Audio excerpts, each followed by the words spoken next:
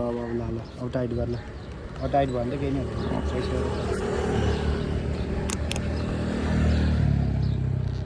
हुँदैन अड्केछ नि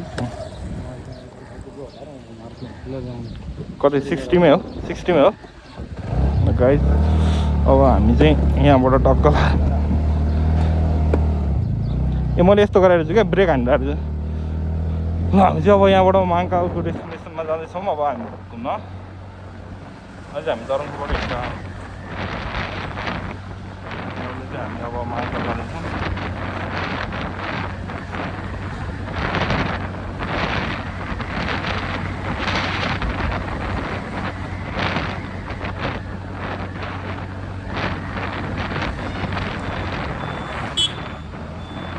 बाटो चाहिँ एकदम दामी छ यहाँको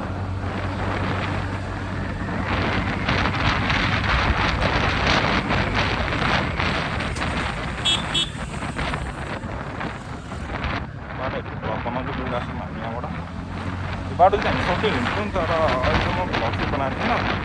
आज चाहिँ मलाई यसो भ्लग बनाउनु मन लाग्यो अनि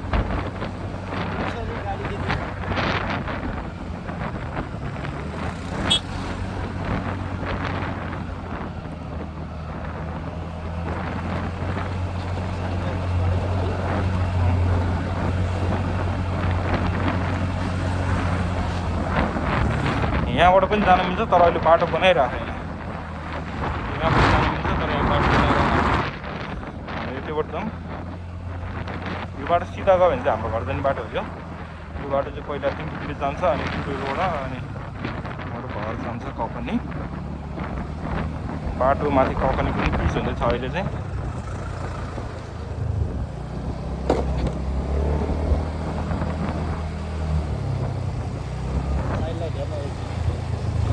यो बाइकको चाहिँ एकदम साइड लाइट बालेर हिँडिरहेको यस्तो गर्नु हुँदैन कहिले नि हिँड्दाखेरि चाहिँ एकदम यो सिधा हिँडिरहेको तर यतापट्टि साइड लाइट बालेर हिँडिरहेको छ कि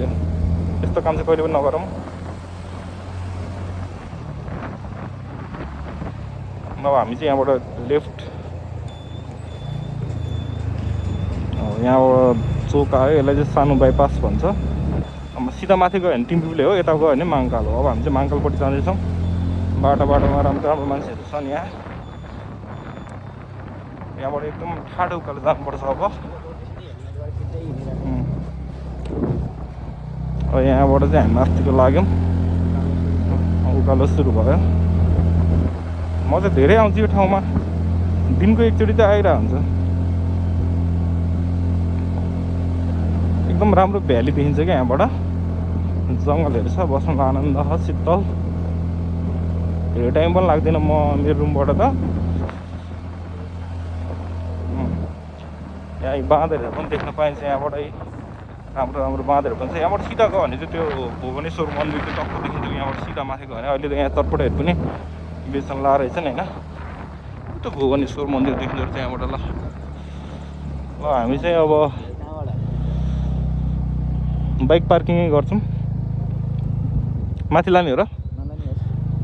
लाने भयो नि छ बाटो अब म चाहिँ यसो हेर्दैछु माथि लानु मिल्छ कि मिल्दैन अब यहाँ हल्का माथि लाने र भन्ने कुरो हुने बित्तिकै अब यसो बाटो रहेछ भने लैजाउँ न जस्तो कुरा हुन्छ होइन तर बाटो होला यहाँ बाटो चाहिँ होला तर एकदम राम्रै छ बाटो ठिकै छ अब यहाँबाट म मुडाउँछु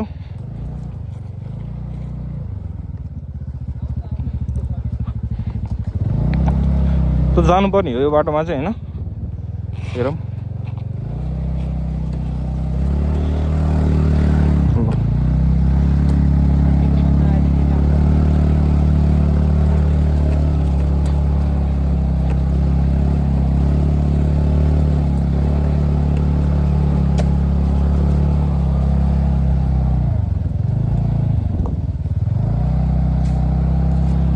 यहाँबाट पनि माथि लगिदिन्छु म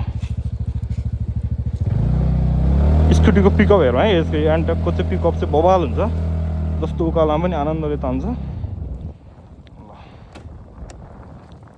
डेस्टिनेसन प्लेसमा आइपुग्यौँ अब यस्तो छ यहाँको ठाउँ बाँदरहरू पनि देख्न पाइन्छ यहाँ